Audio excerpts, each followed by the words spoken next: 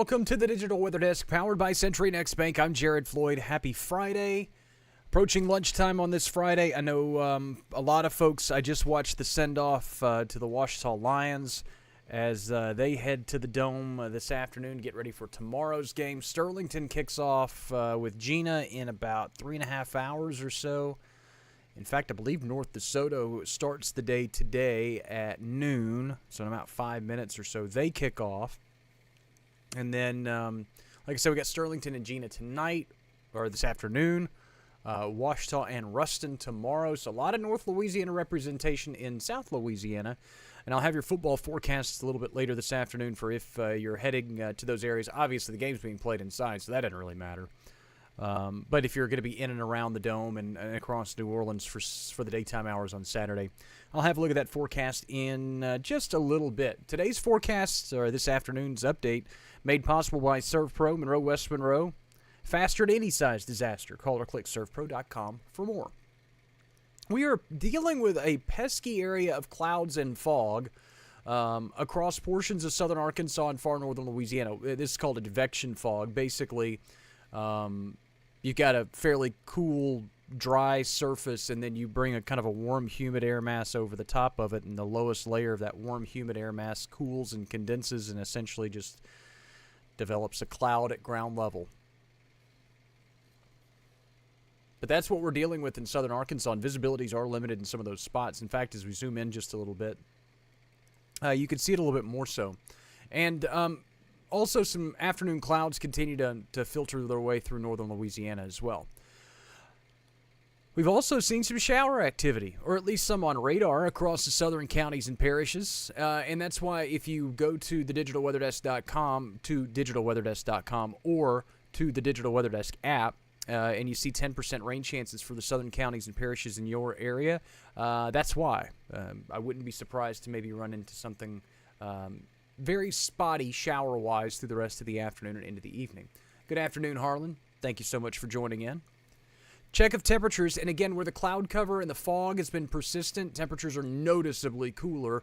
We're in the low to mid-50s, 55 in El Dorado, 52 in Camden, while the rest of us are approaching the 70-degree mark. 68 in Monroe, 64 in Natchez, 70 already in Vicksburg. And again, visibilities are down to 3 miles in Camden. They were down to less than a mile within the last hour. So again, visibilities are improving, so temperatures should climb kind of in step with those.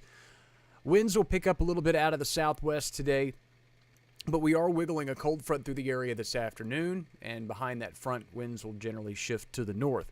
Got a lot of information temperature-wise to jump and kind of throw at you in just a minute. Futurecast made possible by Bayou Power Sports I-20 Frontage Road in Monroe shows the window of opportunity for some spotty shower activity, very brief, very light, across the southern parishes and counties, not only through the rest of the day, but into tonight and probably through the day tomorrow. Most of it, again, very spotty and brief. Better focus of rainfall comes as the colder air mass late Saturday, early Sunday surges through the region. Provides a little bit of lift in the atmosphere for whatever moisture is left over. But again, that cold, dry air invades pretty quickly, so it zaps the rain chances rather rapidly. Skies clear for the day on Sunday, Sunday night, Monday. The coldest night we've seen so far this season. And then the winds are pretty quick to return to the south by Monday afternoon. It doesn't really make much of a change in temperatures for Monday afternoon, but it does lead the charge in warming us up for Tuesday and Wednesday. Any potential rainfall is likely to stay very limited. Maybe a few hundredths of an inch of rain. I wouldn't even think a tenth of an inch of rain is very attainable for most locations. You can see the forecast rain over the next 3 days. The official rainfall forecast generally has us anywhere from some areas seeing a few hundredths of an inch of rain to, again, southern parishes and counties maybe picking up a tenth of an inch of rain. Not much. Now let's go into temperatures. And again, as we go into the 7-day, if you haven't joined or you haven't seen a forecast or you haven't seen one of the streams as of late, we get into Sunday and we're looking at a midnight high-low scenario. So this is midnight Sunday, at least what the forecast is for the midnight Sunday time frame. And this is about as warm as we're going to be for the day on Sunday, because as we go into the morning hours, temperatures fall pretty quickly into the upper 30s to start. Now, look at what temperatures do through the daytime hours on Sunday.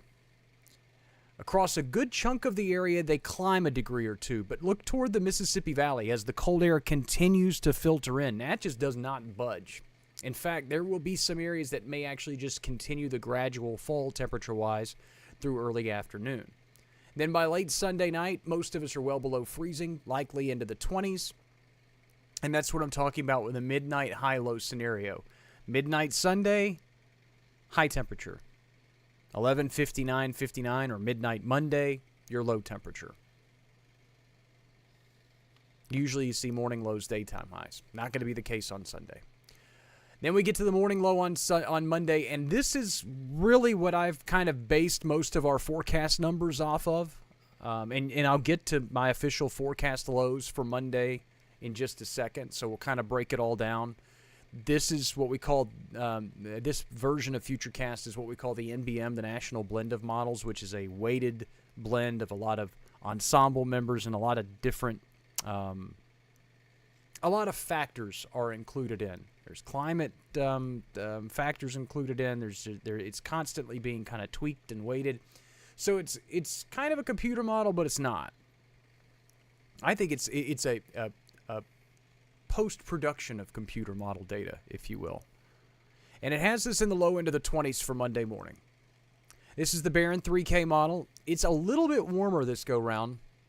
It's generally keeping us in the low to mid-20s, which, again, I think is very feasible, especially if that depth of cold air is not quite what we initially thought. These numbers, I think, would be very believable. The GFS, which is the American model, again, with very believable numbers in the low to mid-20s. Everybody well below freezing. The Canadian model, it's Canada, so it's Canadian cold air. They usually have a little bit of a cold air bias with this model, especially in the lower latitudes. In our part of the country, I've typically always seen the Canadian model, especially in the wintertime, run too cold. And that's what it does here.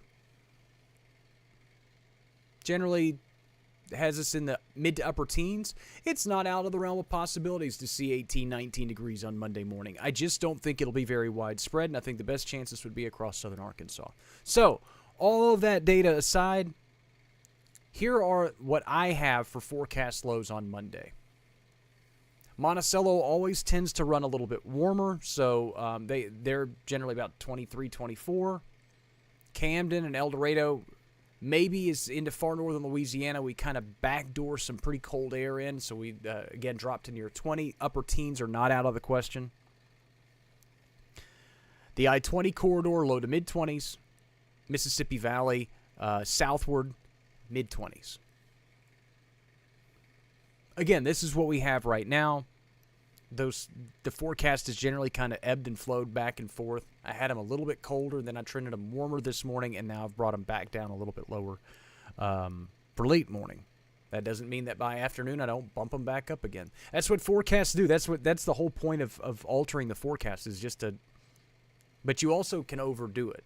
If you just sit there and go back and forth, especially if they're real big extreme changes, you tweak the numbers by a degree or two. That's again, fine-tuning a forecast.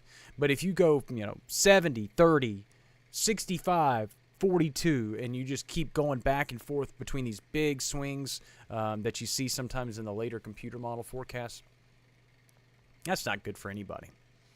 Showed this to you yesterday. Again, the extreme cold index, it's just, we call it an extreme weather index. We have a bunch of different ones for extreme heat, extreme cold, extreme rain, extreme wind, extreme snow. This one's focused on cold, and by Sunday afternoon as that cold air moves in, and also when you combine the Sunday afternoon wind chills, which will likely be in the 20s. The strongest winds that we see will likely be Sunday afternoon and Sunday evening. We'll get into that more as we get closer to it. By Monday morning, you see that extreme cold index starting to approach from significant to excessive. It's not necessarily something that should be alarming, but it is just, again, an index to show this is colder than normal for this time of year for our area. Yes, we get below freezing, but this is, like I said, kind of hard freeze criteria, and we have to take the proper cold weather precaution. Bring the pets and the plants inside. And this is also when we need to do the cold weather preps for your plumbing and your pipes. Leaving the cold water dripping Sunday night into Monday morning. Open your kitchen and bathroom cabinets. Let the heat of your home get closer to all of your plumbing. Make sure you leave the thermostat at a reasonable temperature. Again, stuff that's fairly common sense to most of us, but if you're a new homeowner, if you're just moved to this area, hey, by the way, folks in the South, they don't do this in the North. Most of their homes are so well winterized that there are I don't say they don't do this. There are a lot of areas in the North that don't have to do this. In fact, I've had friends that have moved from the North down here, and they thought it was really weird that we did that. And I was like, well, lows tonight in the mid-40s. A spotty shower is not completely out of the realm of possibilities. And again, the rain chances are at around 10% for the southern parishes and the southern counties really through the rest of the day. Low 60s for your Saturday, with the chance of showers increasing briefly late in the day into the night. And then a very cold Sunday ahead. Again, as I mentioned, the midnight high-low. If you step outside Sunday afternoon expecting an afternoon high of 53 degrees, we're all going to be disappointed. If you step outside Sunday morning expecting 26, that will not be the case either. It'll be cold, but it won't be that cold. Again, expect Sunday night, or it's early Sunday morning at midnight, 53. Or somewhere from the upper 40s to near 60, depending on location. Temperatures will fall through the day on Sunday, and we'll be in the 20s by the time we move, the clock strikes midnight and we go into Monday. Temperatures will continue to fall through Monday morning. We'll be in the low to mid-20s. To at least start the day, temperatures rebound a tad for the afternoon. Should get out of the 30s, at least briefly, into the low 40s. And then the warming trend really ramps up Tuesday.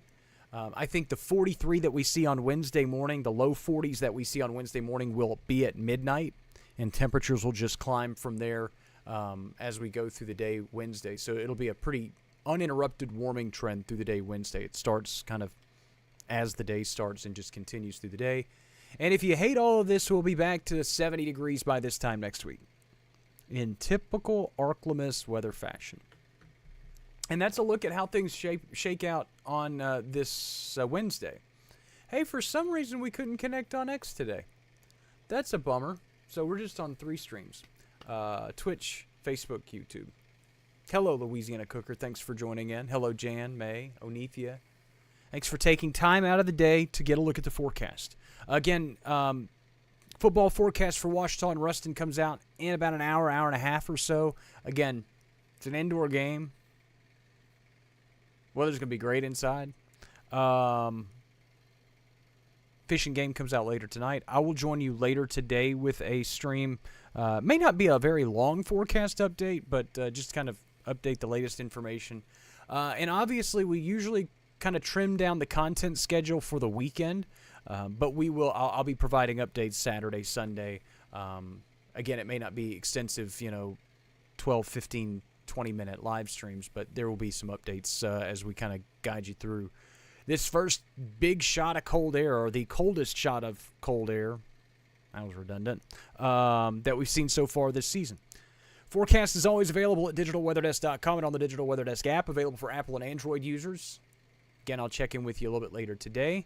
Thanks so much for stopping by the Digital Weather Desk, powered by Century Next Bank. As always, I'm so glad you're here, and enjoy the rest of your Friday.